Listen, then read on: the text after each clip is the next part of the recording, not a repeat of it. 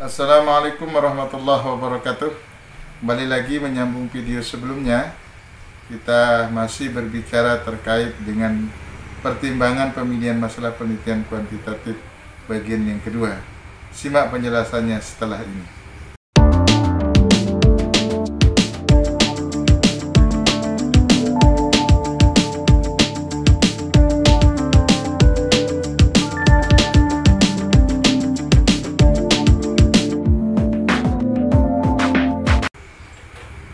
Pertimbangan pemilihan masalah penelitian kuantitatif yang ke-6 itu adalah sesuai dengan keahlian atau disiplin ilmu peneliti. Artinya bahwa dalam proses penelitian yang dilakukan oleh seorang peneliti harus berangkat dari disiplin keilmuan yang dimiliki. Ini penting untuk dipertimbangkan bagi seorang peneliti agar dalam proses penyelesaian penelitiannya itu dia bisa selesaikan dengan baik dan benar. Karena kalau peneliti melakukan penelitian di luar bidang disiplin keilmuannya, di luar keahliannya, maka dikhawatirkan peneliti akan kesulitan mencari teori-teori atau grand teori yang berkaitan dengan variabel yang dia angkat. Misalnya peneliti itu adalah keahliannya di bidang psikologi. Kemudian dia melakukan penelitian di bidang sains, di bidang fisika misalnya. Maka tentu peneliti yang punya keahlian psikologi akan punya kesulitan menemukan grand teori terkait dengan sains, terkait dengan bidang fisika yang sedang dia teliti. Maka sebaiknya seorang peneliti harus melakukan penelitian berdasarkan bidang keahliannya atau berdasarkan disiplin keilmuan yang dia miliki agar proses penyelesaian penelitian itu menjadi mudah sesuai dengan bidang keahlian yang dia miliki. Kemudian yang ketujuh, pertimbangan pemilihan masalah penelitian kuantitatif yang ketujuh itu adalah kemampuan penguasaan teoritis terkait dengan masalah yang dia teliti. Artinya bahwa seorang peneliti harus betul-betul menguasai teori-teori yang berkaitan dengan objek penelitiannya.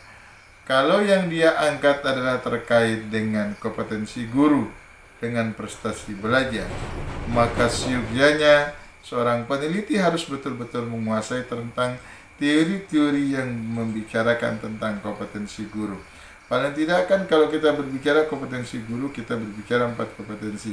Ada kompetensi pedagogi guru, ada kompetensi profesionalnya, ada kompetensi sosial, dan ada kompetensi kepribadiannya.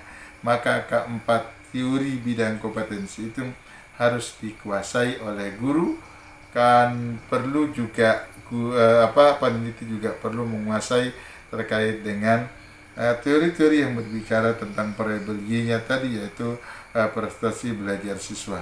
Sehingga ketika peneliti betul-betul menguasai teori terkait dengan masalah yang dia teliti, maka peneliti akan mudah mendesain penelitiannya, akan mudah merancang penelitiannya, langkah-langkahnya akan lebih dipermudah dalam proses penyelesaian hasil penelitian yang dia lakukan. Kemudian pertimbangan pemilihan masalah penelitian kuantitatif yang ke-8 itu adalah banyaknya penelitian sejenis. Artinya bahwa seorang peneliti juga harus mempertimbangkan apakah ada penelitian-penelitian terdahulu yang sejenis, yang ada kemiripannya dengan penelitian yang sedang dia angkat. Karena ini penting menjadi pertimbangan, karena nanti di dalam desain penelitiannya ada bagian telah hasil penelitian terdahulu sebagai bahan berdiskusi di dalam penelitian itu terkait dengan apakah ada kesamaan, apakah ada perbedaan hasil penelitian dia saat ini dengan hasil penelitian terdahulu.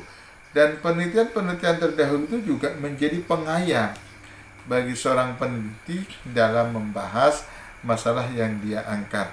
Nanti hasil-hasil penelitian terdahulu itu sebagai penguat di dalam pembahasan hasil penelitian, atau boleh juga hasil-hasil penelitian terdahulu itu menjadi penguat dasar-dasar teori yang sedang dia angkat di dalam landasan teori itu. Kemudian pertimbangan yang ke-9 terkait dengan pemilihan masalah penelitian kuantitatif adalah dari segi waktu. Apakah waktu yang tersedia cukup memadai atau tidak dalam proses penelitian? Apakah waktu yang tersedia itu memungkinkan dipakai oleh seorang peneliti untuk menyelesaikan hasil penelitiannya?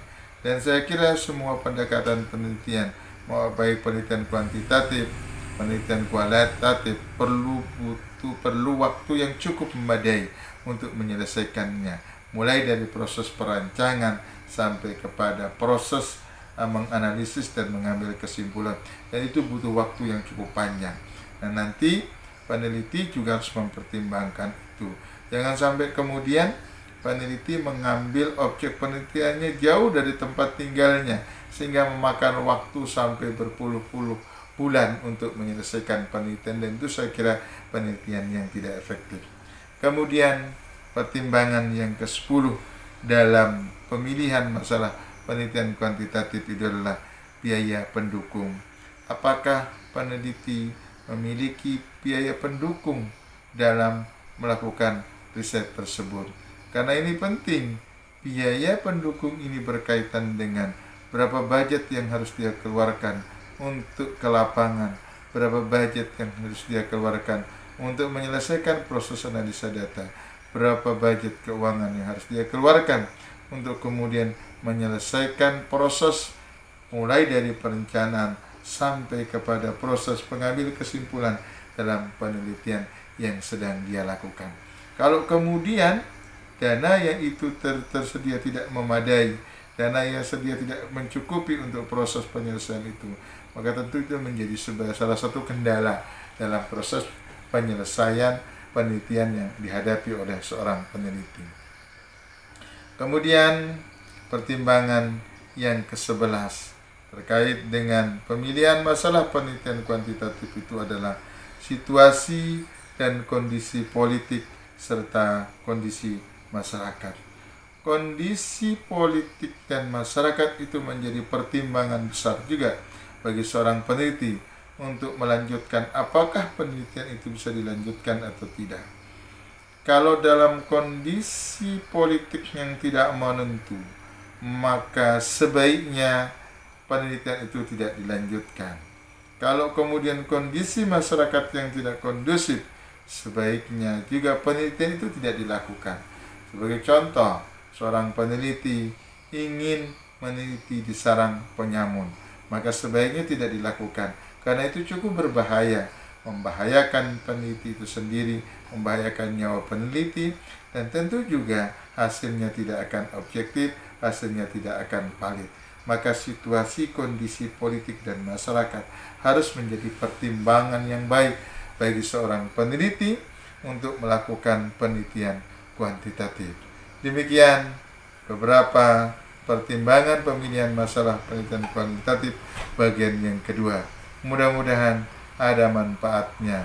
Kurang dan lebihnya mohon maaf. Akhirul kalam, assalamualaikum warahmatullahi wabarakatuh.